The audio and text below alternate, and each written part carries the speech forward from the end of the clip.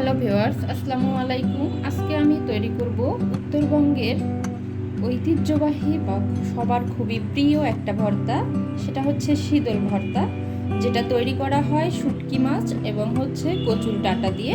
তো আমি আজকে এই ভিডিও তৈরি করতেছি শুধুমাত্র এই ভর্তাটা তৈরি করানোর রেসিপি দেখানোর জন্য। তো এই ভর্তাটা তৈরি করার জন্য আমি এখানে আদা এবং রসুন কুচো করে নিয়েছি। এখানে আমি একটা শীতল নিয়েছি। শীতলটা আমি ভিজায় রাখছি অনেকক্ষণ থেকে। ভেজানোর পরে আমি এটা পরিষ্কার করে নিয়েছি। এখন আমি আদা রসুনটা তাওয়ায় ভেজে নেব। বেশ কয়েকটা কাঁচামরিচ, যে যার ঝাল অনুযায়ী নিতে পারেন, যে যেমন ঝাল খান ঠিক সেই পরিমাণে কাঁচামরিচ ব্যবহার করবেন।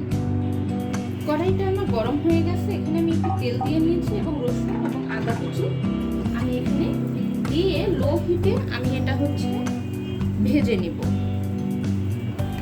আদা রসুন এবং মরিচ আমার ভেজে নেওয়া হয়ে গেছে। এখন আমি এটা একটা বাটিতে তুলে নিব।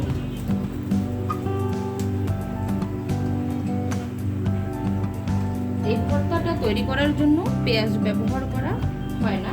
পেঁয়াজ ছাড়াই শুধু আদা রসুন মরিচ লবণ এবং তেল দিয়েই এই ভর্তাটা তৈরি করা হয়ে থাকে।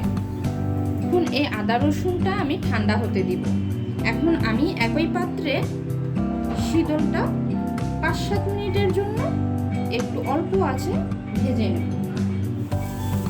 অবশ্যই তেল দিতে হবে এখানে।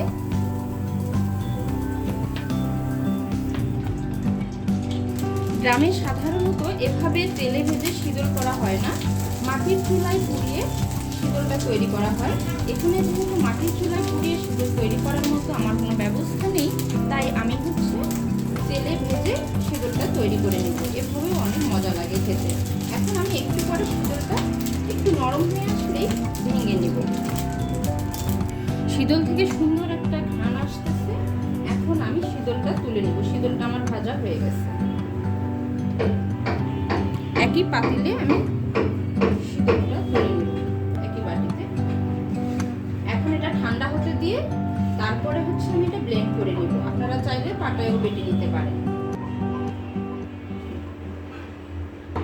এখন আমি এই মিশ্রণটা ব্লেন্ডারে ব্লেন্ড করে পরিমাণ অনুযায়ী লবণ দিয়ে এবং সরিষার তেল দিয়ে মেখে ভর্তা রেডি করে নেব। তো এই ছিল শীতলের ভর্তা তৈরির রেসিপি। আপনারা অবশ্যই ট্রাই করবেন এভাবে গ্যাসের চুলায় বা ইলেকট্রিক চুলায়। এভাবে শীতলের ভর্তা করা যায়। আল্লাহ হাফেজ, সবাই ভালো থাকবেন। ভালো লাগলে চ্যানেলটা সাবস্ক্রাইব করে দেবেন।